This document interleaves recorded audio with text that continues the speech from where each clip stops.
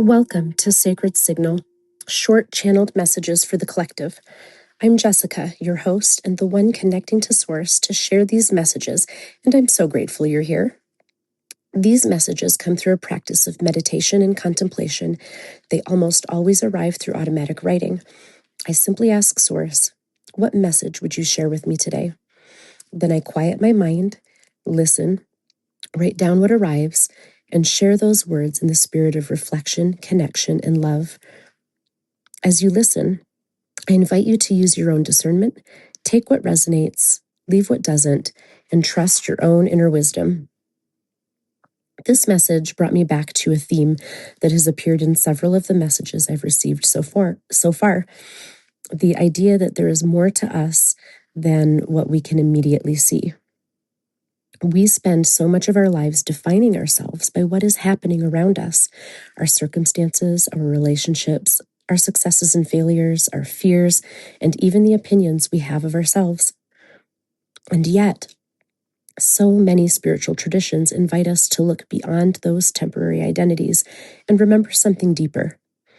When this message says, this is just a dream, I don't necessarily hear that as saying our lives aren't real or that what we experience doesn't matter. Instead, I hear it as an invitation to ask whether this present version of ourselves, the person we think we have to be, the limitations we have accepted, the things we fear, really represents the whole of who we are. Perhaps it doesn't. Here's what came through. This is just a dream. Your real self is so much more than you know.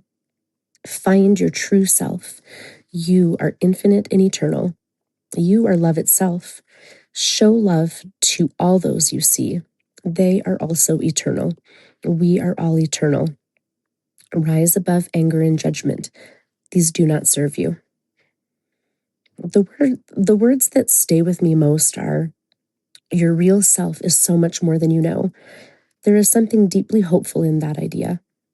Across spiritual traditions, we find teachings that encourage us to look beyond the limited self we usually experience.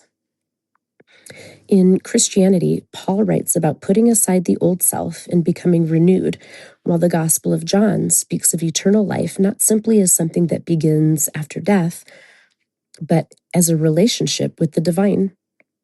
In Hindu traditions, the Upanishads explore the idea that our deepest self is connected to Brahman, the ultimate reality.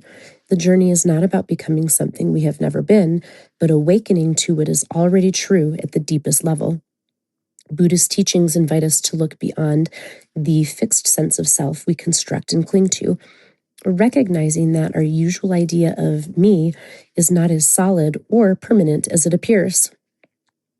And throughout mystical traditions, there is this recurring invitation to look beyond the surface, to awaken, remember, and to discover a deeper reality.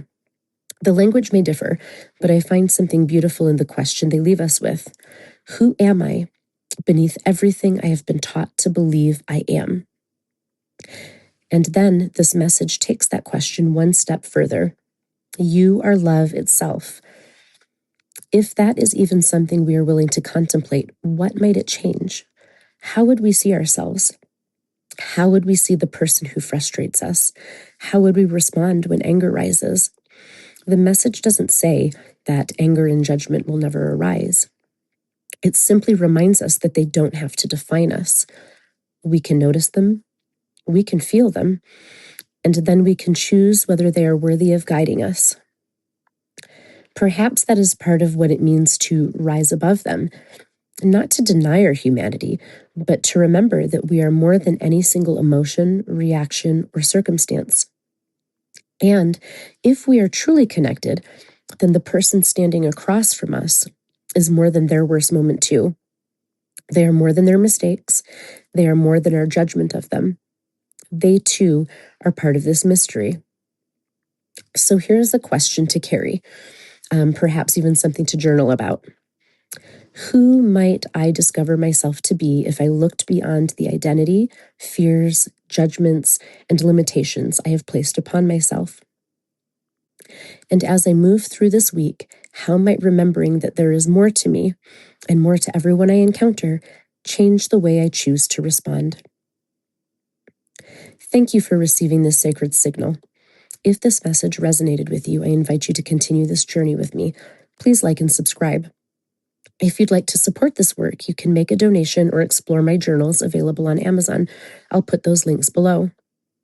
Until our paths meet again, may you trust your inner knowing, walk in wisdom, and remember that the sacred is always speaking.